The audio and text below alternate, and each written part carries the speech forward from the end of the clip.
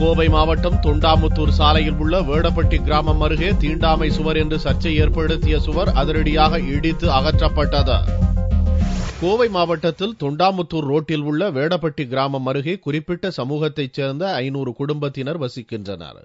இவர்களின் குடியிருப்புகளை ஒட்டி 400 அடி நீள சுவர் கட்டப்பட்டதால் எதிர்ப்பு கிளம்பியது.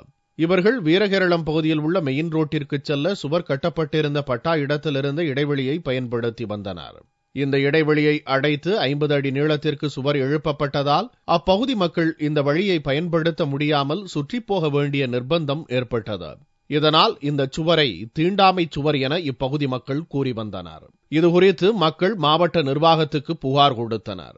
ஆய்வில் ஒரு பகுதி சுவர் ஆக்கிரமித்து கட்டப்பட்டு இருப்பது தெரியவந்தது.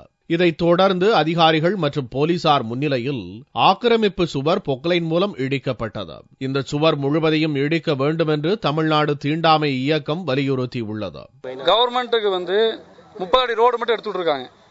ஆனா இந்த 30 அடி ரோட்டை அந்த கட் ரோடு வர்ற மாதிரி இருக்கிற இந்த காம்பவுண்டே மேக்சிமம் அந்த இது இருக்கக்கூடாதுங்க. மேக்சிமம் தீண்டாமை சுவர் என்று அழைக்கப்பட்ட சுவர் பகுதி இடிக்கப்பட்டதால் நாகராஜபுரத்தில் திடீர் பரபரப்பு ஏற்பட்டது.